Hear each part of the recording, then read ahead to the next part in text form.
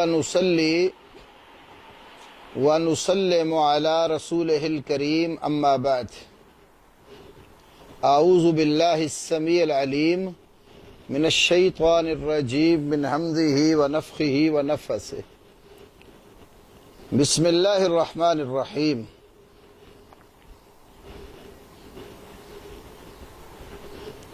أقيموا الصلاة وقال النبي صلى الله عليه وسلم فإن تسوية الصفوف من إقامة الصلاة أو كما قال۔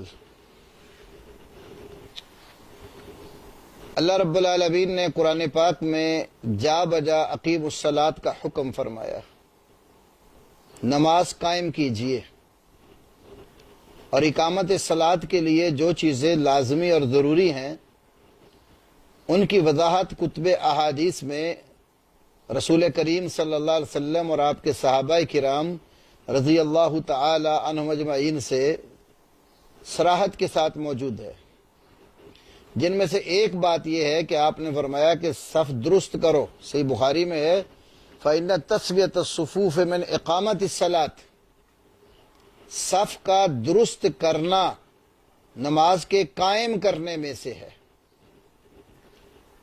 تو آج مجھے میرے ایک انتہائی واجب الاحترام دوست ثاقب بھائی نے نام نہاد ڈاکٹر طاہر القادری کا ایک کلپ بھیجا، صفوں کے حوالے سے وہ مذاق اڑاتے ہوئے کہ کچھ لوگ 3-3 فٹ چوڑی ٹانگیں کر کے کھڑے ہو جاتے ہیں، اور یہ کوئی ادب کی بات ہے؟ کسی افسر کے پاس جانا ہو تو بڑا باادب ہو کر، تو جھک کر، تو پاؤں مناسب رکھ کے کھڑا ہوتا ہے، تو اللہ کے آگے 3-3 فٹ چوڑے۔ اس بات پر نام نہاد قادری صاحب نے بڑا زور لگایا۔ زمانہ آ گیا ہے، ان کو پتہ نہیں دین ہے کیا۔ نمازیں ننگے سر کھڑے ہو کے پڑھتے ہیں، ننگے سر ہو کے پڑھیں گے، اکڑ کے کھڑے ہوں گے، ٹانگیں ایسی ایسی کھول دیں گے۔ میں نے ساری زندگی میں، یہ بات ٹی وی پر جائے گی، کروڑوں لوگ سنیں گے، سب کو کہہ رہا ہوں، میں نے ساری زندگی میں بخاری پڑھی، مسلم پڑھی، ابو داؤد پڑھی، ترمذی پڑھی، نسائی پڑھی، ابن ماجہ پڑھی، مسند شافعی پڑھی، موطا امام مالک پڑھی، موطا امام محمد پڑھی، مصنف عبدالرزاق کو پڑھا، ابن ابی شیبہ کو پڑھا۔ آپ گنتے چلے جائیں، ساری زندگی کتب حدیث سینکڑوں کی تعداد میں پڑھتے ورگردانی کرتے گزر گئی۔ میں نے زندگی میں یہ نہیں دیکھا کہ آقا علیہ السلام یا صحابہ کرام اس طرح 3-3 فٹ ٹانگیں کھول کر اس طرح کھڑے ہوتے ہیں، صف میں نماز پڑھتے۔ میری نظر سے ایک حدیث ایسی نہیں گزری۔ خدا کے لیے اگر کسی عالم نے پڑھی ہو تو مجھے بتا دے۔ یہ ادب نماز کا میں نے زندگی میں نہیں پڑھا۔ ایک حدیث مجھے کوئی بخاری شریف میں دکھا دے، اور یہ بات تو ایسا کرنے والے بخاری کا نام لیتے ہیں، صحیح بخاری میں دکھا دے کیا صحابہ اس طرح ٹانگیں کھول کر پھاڑ کر کھڑے ہوتے تھے؟ معاذ اللہ، ایک حدیث میں نے نہیں دیکھی۔ صحیح مسلم میں دکھا دے، ابو داؤد میں دکھا دے، کتاب الصلاۃ پڑھی ہے۔ پرابلم یہ ہے کہ یہ جو بیچارے دوسرے ہمارے علماء، ان کا رابطہ کٹ گیا حدیث کی کتابوں سے، اس لیے وہ چپ رہتے ہیں، ایسے ڈرے ڈرے چھپے رہتے ہیں، شاید سمجھتے ہیں شاید ہوں گی، جھجک میں چپ رہتے ہیں۔ تو میں میرا اتنا میں جھجک نہیں کرتا۔ کل کتابیں کتاب الصلاۃ سے بھری پڑی ہیں، کہیں دکھا دے کیا صحابہ اس طرح کھڑے ہوتے تھے؟ یہ ادب کہاں سے آ گیا؟ اللہ کی بارگاہ میں کھڑے ہونے کی بے ادبی ہے۔ ابھی اس طرح آپ کسی ڈی سی کے دفتر نہیں جاتے، اس طرح کر کے دیکھیں، جائیں ننگا سر لے کے اس طرح ٹانگیں کھول کے 3 فٹ ڈی سی کے سامنے کھڑے ہو جائیں، وزیر اعلیٰ کے سامنے، کمشنر کے سامنے، ایس پی کے سامنے کھڑے ہو جائیں، وہیں مرمت وہ ایس پی گوارا نہیں کرے گا، گورنر صدر گوارا نہیں کرے گا، جا کے دیکھیں ذرا اس طرح اس کے سامنے کھڑے ہوں، وہ کہے گا تمہیں کھڑے ہونے کی تمیز نہیں۔ اس سلسلے میں ایک بات تو یہ عرض کروں گا کہ فتویٰ دینا اور شرعی مسائل اور احکام کو کما حق ہو بیان کرنا یہ طاہر القادری جیسے لوگوں کا وتیرہ نہیں ہے، نہ ان کا کام ہے۔ شریعت کا استہزاء اور مذاق، سچ فرمایا اللہ کے نبی صلی اللہ علیہ وسلم نے، صحیح بخاری کی حدیث ہے، 100 نمبر حدیث صحیح بخاری کی، ان اللہ لا يقبض العلم انتزاعا ينتزع من العباد، اللہ تعالیٰ بندوں سے چھین کر علم کو قبض نہیں کرتا، ولیکن يقبض العلم بقبض العلماء، لیکن اللہ علم کو علماء کے قبض کرنے کے ساتھ قبض کرتا ہے، علماء کو اٹھا لیتا ہے، حتی اذا لم يبق عالما، یہاں تک کہ جب وہ کسی عالم کو باقی نہیں رکھتا، اور بعض نسخوں یوں بھی پڑھا گیا ہے، بعض روایات میں اذا لم يبقى عالم، جب کوئی عالم باقی نہیں رہتا، اتخذ الناس رؤوسا جہالا، لوگ جاہلوں کو سردار بنا لیں گے، فسئلوا، تو ان سے سوال کیے جائیں گے، فافتوا بغیر علم فضلوا واضلوا، علم کے بغیر فتویٰ دیں گے، خود بھی گمراہ ہوں گے اور لوگوں کو بھی گمراہ کریں گے۔ اب یہ جو قادری صاحب بار بار استہزاء بھی کر رہے، 3 فٹ چوڑی ٹانگیں کڑی کر کے کھڑے ہو جاتے ہیں اور ساتھ کرے میں تو کسی پر تنقید نہیں کرتا۔ میری بات سے کوئی ناراض نہ ہوا کرے، اللہ گواہ ہے، میں کسی کی نہ دل شکنی کرتا ہوں، نہ طعن و تنقید کرتا ہوں، میں تو دل کا دکھ سناتا ہوں، اصلاح کرتا ہوں، نصیحت کرتا ہوں۔ تو آپ کا یہ بیان ہی آپ کی تکذیب کے لیے کافی ہے۔ اگر آپ کسی پر تنقید نہیں کرتے تو یہ کبھی آپ نے دیکھا بھی ہے کہ 3 فٹ چوڑی کو ٹانگیں کر کے کھڑا ہوتا بھی ہے کہ نہیں؟ مسلح اتنا نہیں ہوتا جیسے 3 فٹ جو آپ بتا رہے ہیں کہ اتنا جو ہے نا وہ ٹانگیں چوڑی کر کے کھڑے ہو جاتے ہیں، بالکل غلط بات ہے۔ اور اگر بالفرض کسی جاہل نے ایسا کیا بھی ہے تو یہ کوئی شریعت کا مسئلہ نہیں ہے۔ شریعت کا مسئلہ یہ ہے کہ نمازی جب نماز پڑھنے کے لیے جماعت میں کھڑے ہوں تو اپنا کندھا اپنے بھائی کے کندھے کے ساتھ اور اپنا پاؤں بھائی کے پاؤں کے ساتھ ملا کر کھڑا ہو، ساتھ دعویٰ کرو میں نے اتنی بڑی بڑی بخاری پڑھی، مسلم پڑھی، ابو داؤد پڑھی، ترمذی پڑھی، نسائی پڑھی، ابن ماجہ پڑھی، بے شمار کتب حدیث سے میں گزرا ہوں، کہیں بھی مجھے ایسی حدیث نہیں ملی۔ تقلید کی پٹی اتار کر اگر آپ رسول اللہ صلی اللہ علیہ وسلم کی سچی محبت کو، آپ کی سنت کی محبت کو سامنے رکھ کر حدیث کا مطالعہ کرتے تو یہ مسئلہ تمہیں کتب حدیث سے ملتا کہ نمازی نے کس طرح کھڑے ہونا ہے۔ جب ساتھ والے بھائی کے ساتھ کھڑا ہوگا، کندھے سے کندھا اور پاؤں سے پاؤں ملائے گا تو اس کا درمیانہ فاصلہ جو ہے وہ خود ہی نکل آتا ہے۔ ایک استہزاء کرتے ہوئے یہ کہا، کہتے ہیں جی خلا بند کرنا چاہیے، دوسرے کے ساتھ چوڑے کر کے پاؤں ملاتے، خلا پاؤں کے اپنے پاؤں کے درمیان پیدا کر لیتے تو یہاں سے نہیں شیطان گزر جاتا، اتنا راستہ گیٹ اس کے لیے چھوڑ دیتے ہو۔ میری سمجھ میں یہ بات نہیں آئی، آپ نے اپنی ٹانگیں 3 فٹ کھول دی، ساروں نے کھول دی، شیطان کا راستہ روکنے کے لیے کہ درمیان سے کہیں نہ گزر جائے، اور آپ کی ٹانگوں کے اندر سے بھی شک گزرتا پھرے۔ آپ نے اتنی چوڑی کر دی، آپ کے نیچے سے گزرتا پھرے، پورا محراب بنا دیا آپ نے، 4 فٹ ٹانگیں کھول کر، تو آپس کے درمیان کے راستے بند کر رہے ہیں۔ اس نے صرف آپ دونوں کے پاؤں کے درمیان سے ہی گزرنا تھا، وہ پاؤں سے پاؤں ملا کے راستے بند کر رہے ہیں شیطان کے، اپنی ٹانگیں محراب کی طرح کھول کے اس کو کھلا دروازہ دے رہے ہیں، یہاں سے 100 بار آتا جاتا پھرے، چھلانگیں لگاتا پھرے۔ یہ کیا بات ہے؟ قادری صاحب، شیطان آپ سے زیادہ سیانا ہے۔ شیطان نے اگر آدمی کے نیچے سے گزرنا ہوتا تو اس کو سجدہ کر لیتا۔ قرآن پاک میں موجود ہے، اس نے کہا تھا میں ان کے دائیں سے بائیں سے آگے پیچھے سے آؤں گا، ان کو گمراہ کروں گا، مختلف تمنائیں آرزویں دلاؤں گا۔ کہیں آپ کو قرآن کی نص قطعی سے یا سنت سے نہیں ملے گا۔ اس نے کہا میں انسان کی ٹانگوں کے بیچ میں سے بھی گزروں گا۔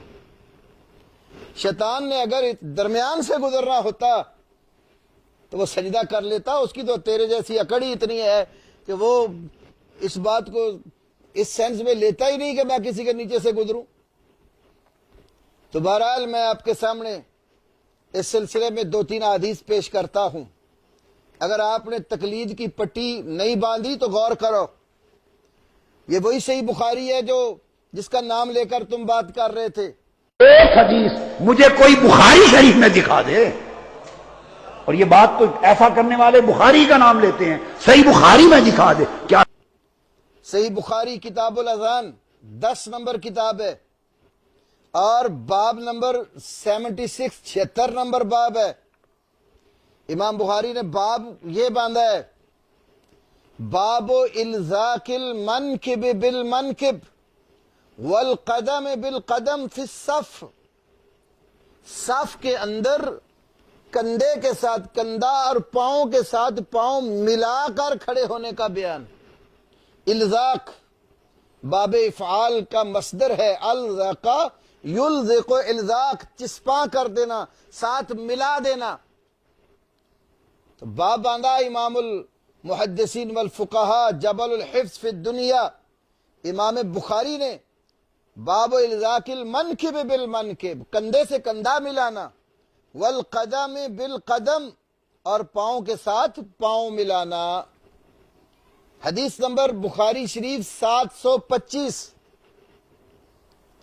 امام بخاری رحمہ اللہ رسول اللہ صلی اللہ علیہ وسلم کے خادم خاص سیدنا انس بن مالک رضی اللہ تعالیٰ عنہ سے بیان کرتے ہیں، اور سیدنا انس بن مالک نبی علیہ السلام سے روایت کر رہے ہیں.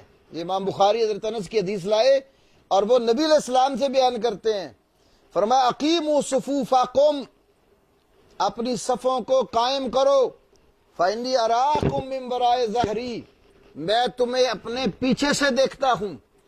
اللہ نے نبی پاک صلی اللہ علیہ وسلم کو یہ وصف عطا فرمایا تھا کہ صحابہ کرام کی نمازیں آپ صلی اللہ علیہ وسلم کو مہر نبوت سے پیچھے سے بیک سائڈ سے بھی دکھائی دیتی تھی. نماز اتنا زیادہ فریضہ ہے کہ اس کی اہمیت کا اندازہ لگائیں کہ اللہ کے نبی صلی اللہ علیہ وسلم کو پشت سے بھی آپ کے نمازی دکھائے جاتے تھے، تاکہ نمازی اللہ کے حضور جب کھڑے ہوں تو بالکل صحیح اور درست کھڑے ہوں. تو فرماتے حضرت انس وَكَانَ أَحَدُنَا يُلْزِقُ مَنْكِبَهُ بِمَنْكِبِ صَاحِبِهِ وَقَدَمَهُ بِقَدَمِهِ. ہم میں سے ہر صحابی اپنا کندھا اپنے ساتھی کے کندھے کے ساتھ اور اپنا پاؤں اپنے ساتھی کے پاؤں کے ساتھ ملا کر کھڑا ہوتا تھا. یہ صحیح بخاری کی حدیث ہے جو میں نے آپ کے سامنے ذکر کی ہے. نبی صلی اللہ علیہ وسلم نے صحابہ کرام رضی اللہ تعالی عنہم اجمعین کو صف کی درستگی پر جو حکم فرمایا تھا وہ یہ تھا. یہ سنن نبی داود کتاب الصلاۃ اور کتاب الصلاۃ کے اندر تفریع ابواب الصفوف اور المعجم المفارس کے حساب سے باب نمبر 93 اور تحفۃ الاشراف کے حساب سے باب نمبر 95 باب تسویۃ الصفوف حدیث نمبر 6666. حدیث کے الفاظ سنیے. کتابیں سامنے رکھ کر بیٹھ جاتے ہو، کبھی دھیان سے پڑھی بھی ہے تو مانا اتنی کتابیں دیکھی اور کتابوں میں یہ مسئلہ ہی نہیں ہے. ذرا غور سے اور تدبر سے تقلید کی اندھی پٹی جو ہے اپنی آنکھوں سے اتار کر حدیث پڑھو. نبی کریم صلی اللہ علیہ وسلم نے فرمایا اقیم الصفوف، صفیں قائم کرو، وحاذو بین المناقب، اور کندھوں کو درمیان درست اور سیدھا کرو، وسد الخلل، خالی جگہ بند کرو، ولینوا بایدی اخوانکم، اپنے بھائیوں کے ہاتھوں میں نرم ہو جاؤ، ولا تذروا فروجات للشیطان، شیطان کے لیے خالی جگہیں مت چھوڑو. ومن وصل صفا وصلہ اللہ، جس نے صف کو ملایا اللہ اس کو ملائے. ومن قطع صفا قطعہ اللہ، جس نے صف کو منقطع کیا، صف کو توڑا، اللہ اس کو توڑے۔ یہ حدیث امام ابن خزیمہ بھی اپنی صحیح میں لائے 1549 پر، اور امام حاکم نے اس کو مسلم کی شرط پر صحیح کہا، اور ذہبی نے ان کی موافقت کی۔ حاکم کے ایک نسخے کی جلد 1 صفحہ 213 پر ہے۔ تو نبی صلی اللہ علیہ وسلم نے سد الخلل کا حکم دیا، صحابہ نے خلا بند کیا، اور فروجات للشیطان جو ہے شیطان کے لیے دراڑیں چھوڑنے سے منع کیا۔ یہ فروجات ہے کیا؟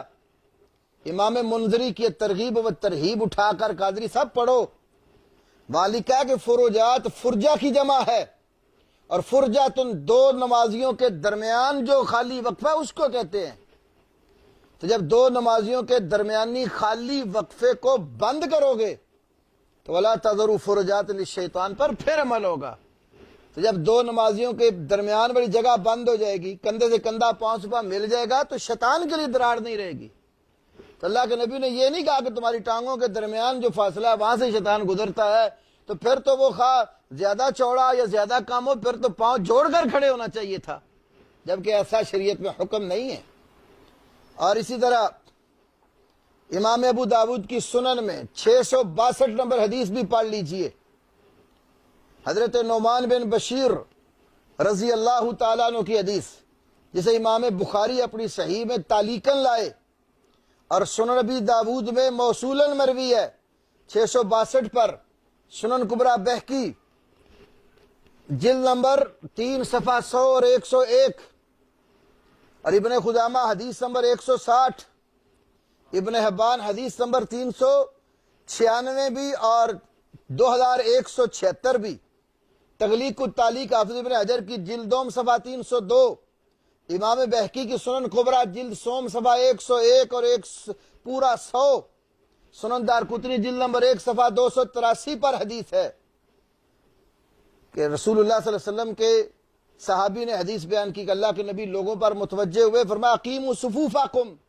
3 بار فرمایا اپنی صفیں درست کرو، سیدھا کرو، واللہ لا تقیمن صفوفکم او لا یخالفن اللہ بین قلوبکم، اللہ کی قسم تم ضرور بالضرور اپنی صفوں کو قائم کرو گے، ورنہ اللہ تمہارے دلوں کے درمیان مخالفت ڈال دے گا۔ تو صحابی یہ رسول نعمان کہتے ہیں جب اللہ کے نبی نے یہ فرمایا، فرائیت الرجل یلزق منکبہ بمنکب صاحبہ ورکبتہ برکبت صاحبہ وقعبہ بقعبہ، اس طرح مل کر کھڑے ہوتے تھے، کندھے سے کندھا، گھٹنے سے گھٹنا، ٹخنے سے ٹہنا، بالکل وہ سیدھا درست کر کے ملا کے کھڑے ہو جاتے تھے۔ تو حدیث تو یہ بتلاتی ہے کہ نمازی جب نماز کی حالت میں کھڑے ہوں تو ساتھی کے کندھے سے کندھا اور قدم سے قدم ملا کر بالکل درست ہو کر کھڑا ہو جائے۔ تو یہ حدیث کا تقاضا ہے، الحمدللہ ہم اس پر عمل پیرا ہیں۔ تو آپ کے ہاں جو دو نمازیوں کے درمیان ایک بالشت کا یا 4 انگل کا فاصلہ ہے، میں آپ کو اس پیغام کے ذریعے دعوت دیتا ہوں، تم جو اتنا دعویٰ کرتے ہو کہ میں نے بڑی بڑی حدیث کی کتابیں کھنگال ماری، تو ایک حدیث مجھے نکال کر رسول پاک صلی اللہ علیہ وسلم کی ذخیرہ احادیث سے دکھا دو کہ نبی صلی اللہ علیہ وسلم نے فرمایا ہو کہ 2 نمازیوں کے درمیان 4 انگلیوں کا یا 1 بالشت کا فاصلہ ہونا چاہیے، جیسے آپ کے ہاں عملاً دکھائی دیتا ہے۔ 7 پاؤں ملانے سے آپ لوگوں کو تکلیف ہوتی ہے۔ فتح الباری شرح صحیح بخاری پڑھ لیں تو صحابہ کا دور جب ختم ہو رہا تھا تو آپ کو یہ روایت بھی ملے گی کہ صحابہ کے اختتامی جو دور تھا، بعد والے نو مسلم لوگ کئی ایسے جب پاؤں سے پاؤں ملاتے تو کچھ جن کو نہیں پتا آتا تھا نا، تو اس طرح بھاگتے جیسے شریر خچر بھاگتا ہے۔ اسی چیپٹر میں فتح الباری شرح صحیح بخاری پڑھ لیں تو آپ لوگوں کا تو یہ عمل ہے کہ پاؤں ساتھ لگ جائے تو ایسے بھاگتے جیسے شریر خچر بھاگتے ہیں۔ مجھے ایک حدیث دکھا دو کہ نبی صلی اللہ علیہ وسلم نے 2 نمازیوں کے درمیان 4 انگل کا یا 1 بالشت کا فاصلہ جو عملاً آپ کے ہاں موجود ہوتا ہے آپ کی صفوں میں، وہ فرمایا ہو تو ہم آپ کی بات کو تسلیم کر لیں گے۔ خالی کتابیں سامنے رکھ کر بلند باغ دعوے کر دینے سے یہ مسئلے ثابت نہیں ہوتے۔ ہم نے اپنے مسئلے کی دلیل الحمدللہ صحیح بخاری سے، سنن ابی داود سے، صحیح ابن خزیمہ سے، صحیح ابن حبان سے، مستدرک حاکم سے، سنن دارقطنی سے اور کئی کتابوں سے پیش کی اور کر سکتے ہیں۔ اللہ پاک ہمیں رسول اللہ صلی اللہ علیہ وسلم کی سچی عملی محبت نصیب کرے، اور رسول پاک کی سنت پر عمل پیرا ہونے کی توفیق دے، آپ کے فرامین کے اوپر چلنے کی توفیق عطا فرمائے، اور یہ جو استہزاء اور سخریت ہے دین کے احکام کی، اللہ اس سے محفوظ فرمائے۔ وآخر دعوان الحمدللہ رب العالمین۔